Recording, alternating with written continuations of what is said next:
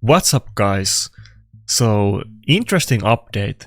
Next week on Thursday, we're getting a new fusion, Sanguine Maria, and she actually seems like she's kind of tailored for PvP. I'm sure she might be relevant in some dungeon speedruns as well, but she seems to be potentially very hard-hitting nuker with like kind of perfect utility for PvP. Let's go through her kit. So A1 is a triple hitter with a very weird gimmick, and this goes throughout her kit, that each hit has 33% chance of granting extra turn, can't gain more than one turn.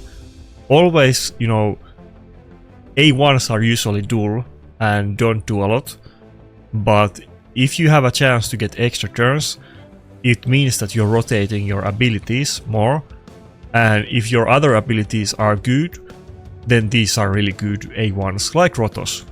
Rotos is a good example, but there is others as well, or I mean, even if you can get it on other skills than on A1, but A1 is the best because it usually doesn't do damage or utility, and you want to rotate your turns so that you can actually use your other abilities.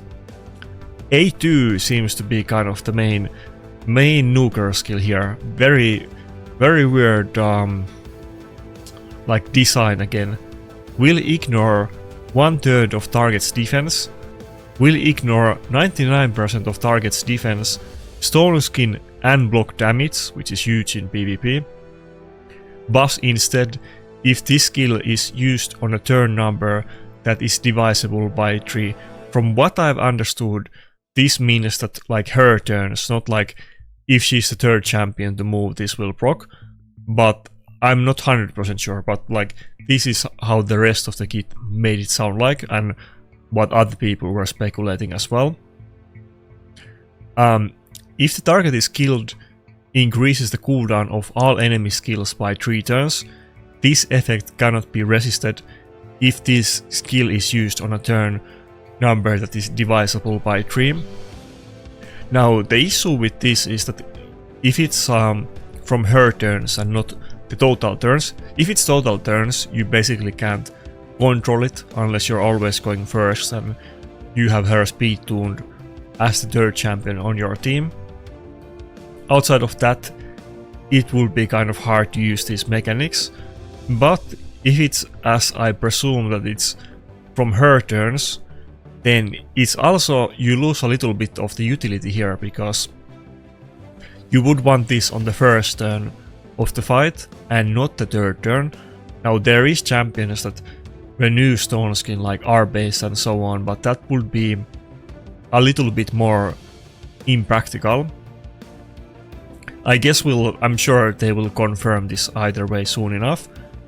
But regardless if it's 99% ignore defense or 33, ignore defense skills are always gonna hit super hard. And let's say that you can actually, I mean, even with 33% ignore, assuming that the multiplier is decent, doesn't even have to be insane, it's gonna be a hard hitting skill, definitely gonna one-shot nukers and lock them out, which is kind of seems to be the theme here, because you ignore stone skin and block damage, and you can those buffs are usually protecting the enemy nukers and squishy targets.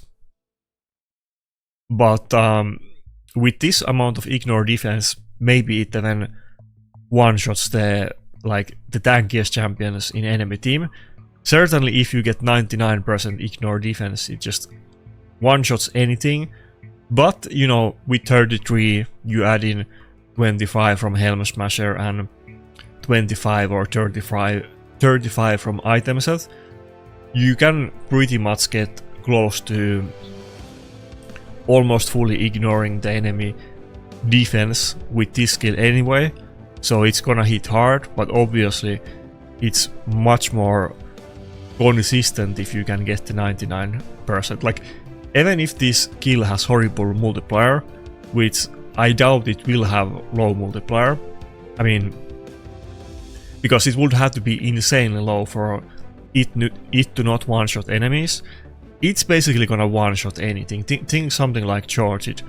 This champion definitely seems to have similar design, that it's meant to be like a really hard-hitting kind of squishy nuker, but it actually has a passive that helps it stay alive. Then on the A tree, attacks one enemy. Before attacking, removes all buffs from all enemies. This effect cannot be resisted by enemies with a number of buffs that is divisible by 3. Will attack all remaining enemies with less than 66% HP. Grants an extra turn if this champion is under a number of buffs that is divisible by 3. Very gimmicky. I kind of hate these kind of super inconsistent gimmicky designs, but the skills sound insanely strong. It may be that you actually want to build him with a little bit of accuracy just for the sake of the A2 and A3 because of the conditions, and it's not always guaranteed. It kind of remains to be seen, but this champion seems like she might actually be possibly meta, at least relevant. I would think it seems like something between Queen Eva and Charge It, but it gets better because it actually has a kind of useful passive. Each subsequent hit from this champion deals 33% more damage, stacks up to 99%, resets after the full bonus is applied. Each subsequent hit this champion receives deals 33% less damage and stacks up to 99% in the same way. Whenever an enemy is revived, revives this champion with 33% HP and 66% turn meter. After being revived, places a True Fear debuff on all enemies for 2 turns. This debuff cannot be resisted or blocked. So that's kind of like Wukong ability. You don't get revived full turn meter. It would be a lot better if it was 100% than 66. And even with the 100% from Wukong, you don't cut in. Like usually there's multiple enemy champions that move before you. That being said, it's very good ability, obviously. It's not proccing as easily as Wukong's because it's reliant on enemy revives, but True Fear on all enemies for 2 turns, it's an insane thing to proc, especially because if the enemy is reviving something, it's not gonna be like the first turn of the battle. The targets that get revived probably don't have immunity buffs, and if the fight already has been going on for a few turns, they might not have stone skin and immunity and so on anymore, and you will be able to proc this True Fear. Now, here also, it cannot be... Oh, it also has blocked. Oh, I didn't even realize that. Then it's even stronger, but since it cannot be resisted, it's... I don't know how to think about if you want to build some, like a little bit side accuracy on her or not, because on the A2 and A3 it kind of seems inconsistent, and you probably would want to have a little bit for the buff strip and so on, but maybe this champion, you know, probably the best usage out of her is on speed teams, and maybe you will have another buff stripper or something, so it remains to be, you know, seen and tested, and, you know, need to think about it. But obviously it seems a very powerful champion. I don't see how this would not be like used, like even if it doesn't end up becoming like a meta champion and top tier, for sure it's gonna be used for like long time to come regardless. It seems like a combination of Wukong, Wukong and George, maybe it's the best way to put it. Very interesting champion. You basically get everything. You get very good A1 to rotate your abilities. You have like hard single target damage to nuke one target. probably like a reviver, but I mean it could, I mean nuker, but it could be a reviver too, and then it's locked out. And then you also have like other utility that you can get revived, and you know, you have damage mitigation.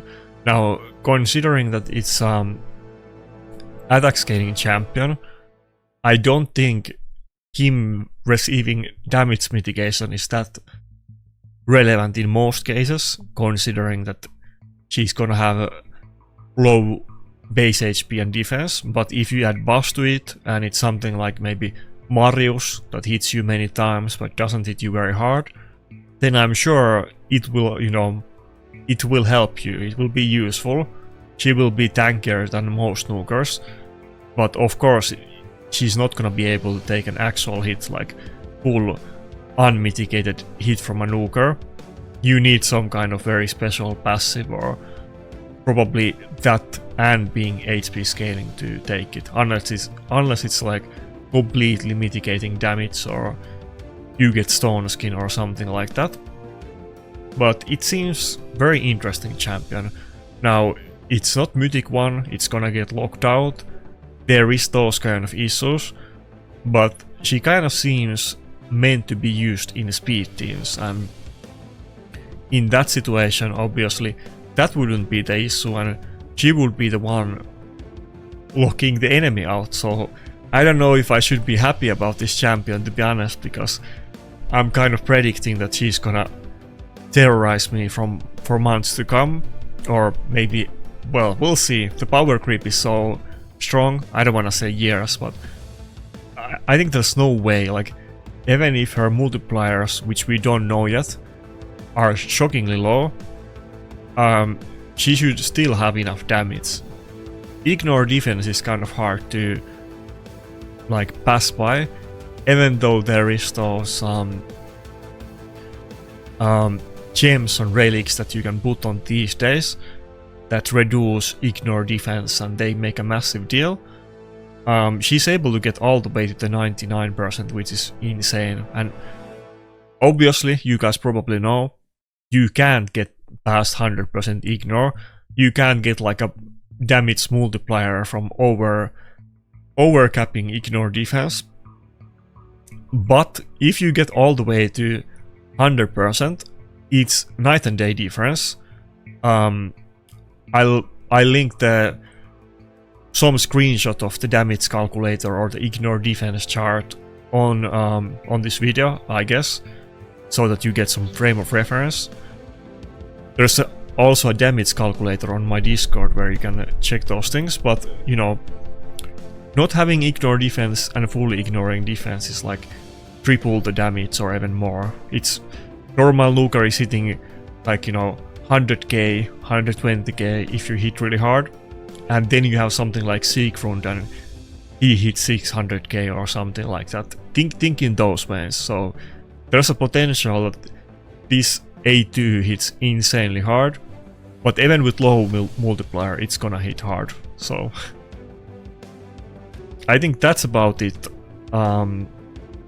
If you guys have any better, if I missed something, you have any anything to add, then let me know in the comments. I'm definitely gonna try him. I'll make some videos out of him. I don't know if he's really perfect fit what I need on my account, but I think it will be used against me a lot, so I need to... I don't know if it's gonna be the same as with Marius, that I need to pick it so that enemies can pick it against me.